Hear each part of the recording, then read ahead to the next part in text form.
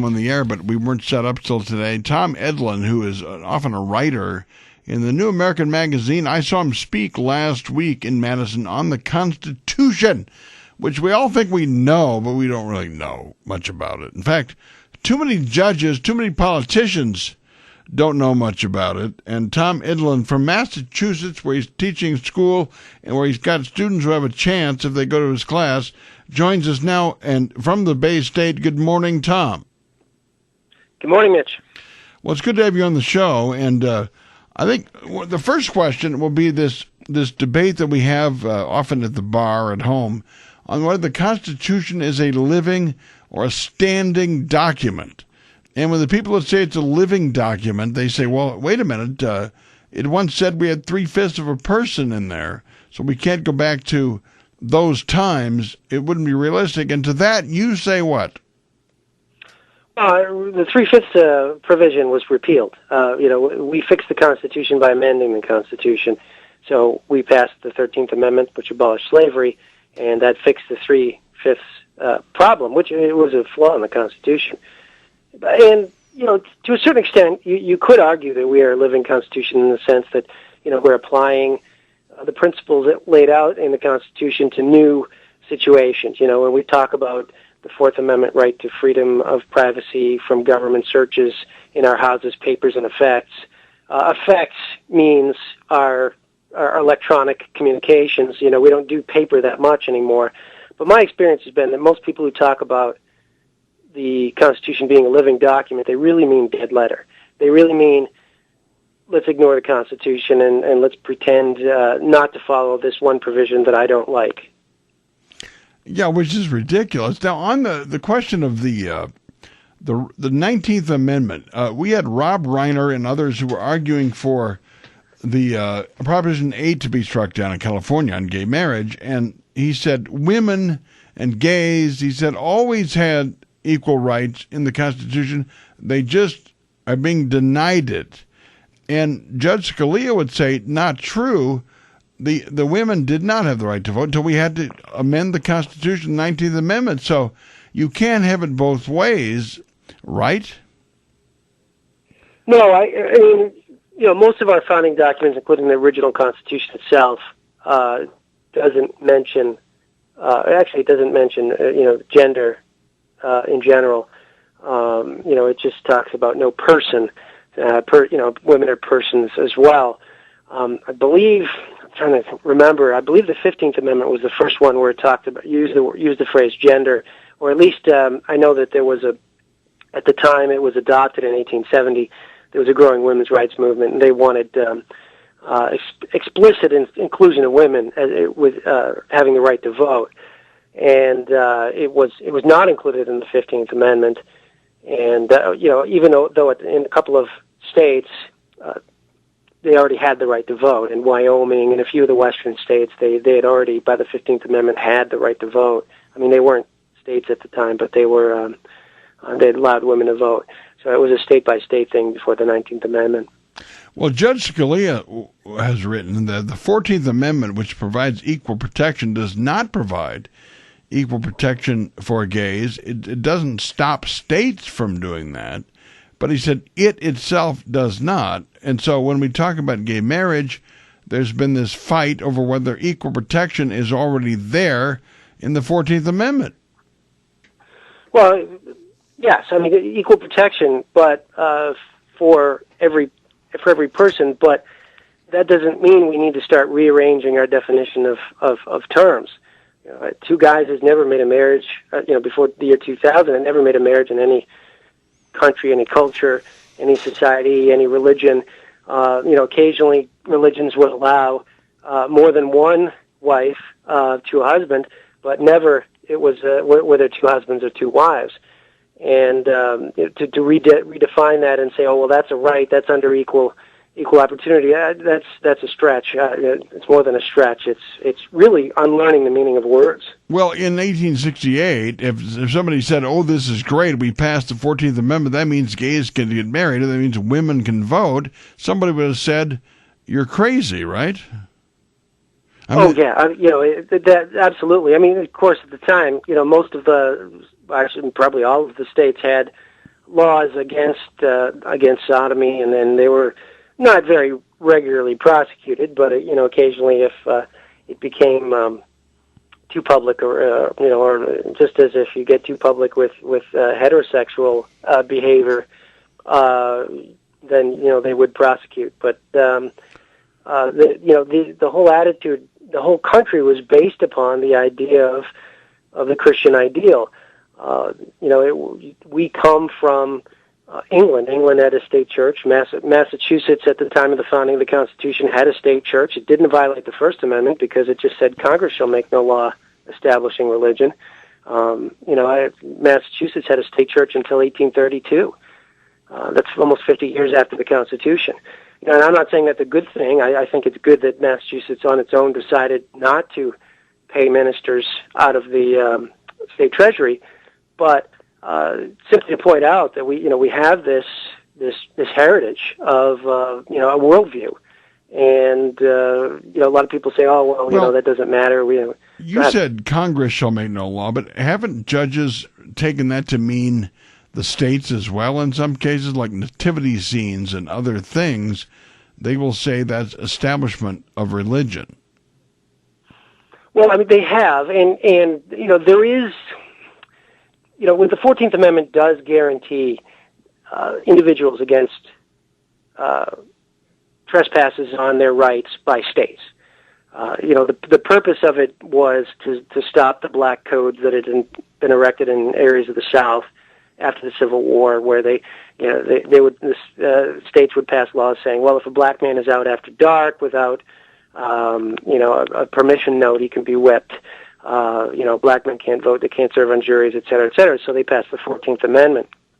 But that's a long way from saying, well, gee, a state which had already been allowed to establish a particular church can't, under the 14th Amendment's Equal Opportunity Clause, put up a nativity scene. I mean, I don't even know what church that would necessarily establish.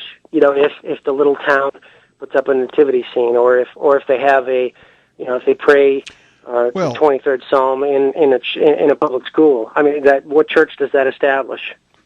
Well, we've come to the point now where you don't even have athletic teams can't even do a prayer in public. They do it in the locker room. It's voluntary. I mean, well, especially in a very liberal institution here, it's very,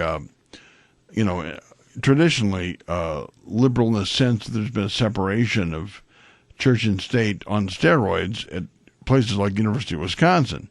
But yeah, other people have said any kind of organized religious activity violates the Establishment Clause of the First Amendment, which of course you say is nonsense. But no, it is. Absolutely. Yeah. So unless you're establishing a state religion, even that you can do according to, Congress is not involved in that. Right. So, right. Go ahead. I was about to say, Congress has even Congress has a chaplain. They pay out of the National Treasury a chaplain of Congress. They pay chaplains in the U.S. military.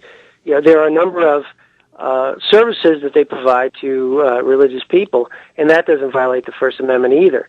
So that in itself does not establish religion. No, not at all. I mean, what church does it establish? If you have, in the U.S. military, 4,000 Catholic priests and 6,000 ministers of different Protestant stripes, and 500 Jewish rabbis and a couple of imams for the Muslims who are in the armed forces. I don't understand how that could even be construed to be a national church. Well, what church does it establish is the question you go back to. You would have a good time with Andy Gaylor of the Freedom From Religion Foundation, based in Madison, by the way. They often cut radio spots in the hallway at our left-wing counterparts, and they would say that's the Christian religion.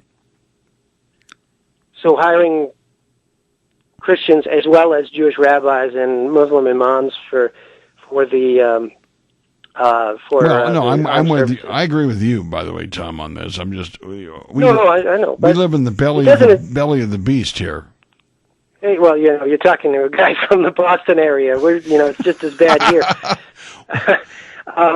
So I guess she would want an atheist pastor. to be even Steven. She put a placard up in the Capitol Dome, which was had an atheist message, and then our former Governor Thompson put a Christian placard up, and there was a big controversy. They're both allowed to stand.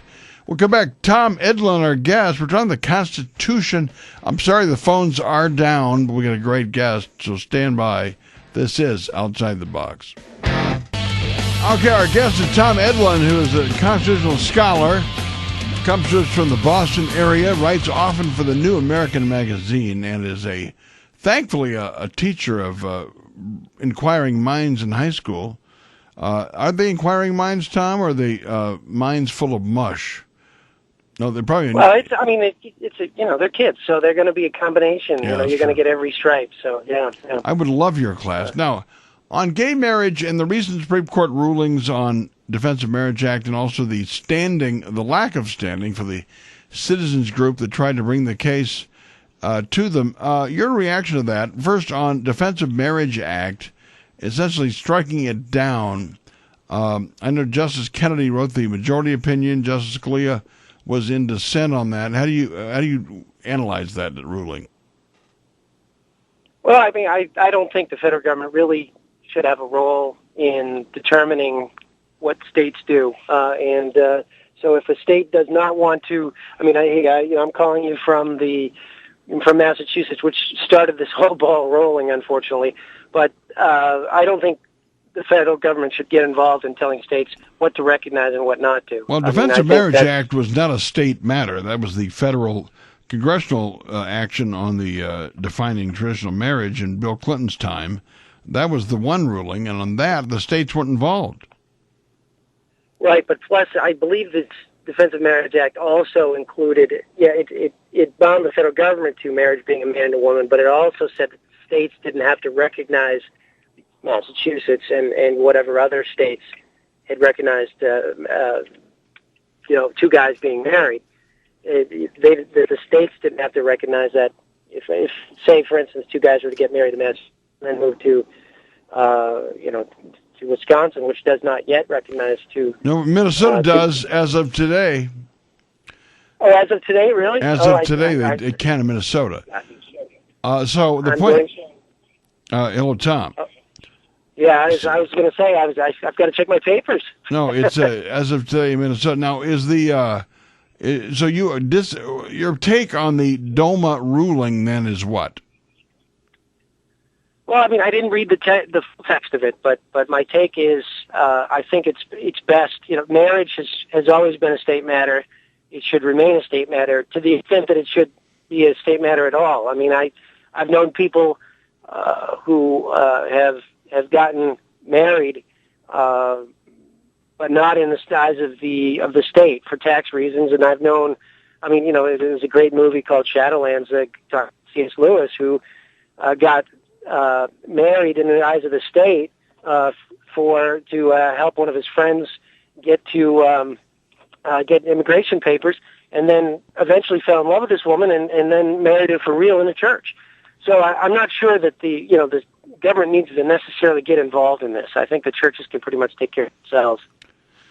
All right. So on the question of the National Security Agency and the data mining on Americans' emails and all this kind of stuff, Paul Ryan just said why he did not vote to defund. I had him on the show earlier.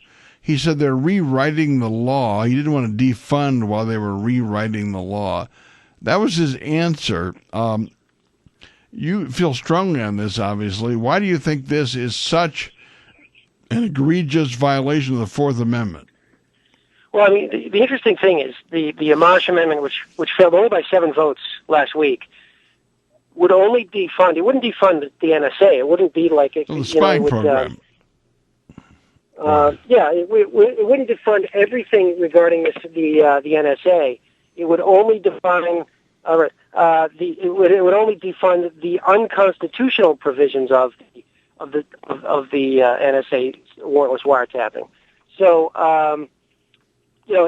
for him to say, "I don't want to do it while we're rewriting the law," I don't get that. The interesting thing is the debate last week was all about metadata and how the federal government is only taking what they call metadata.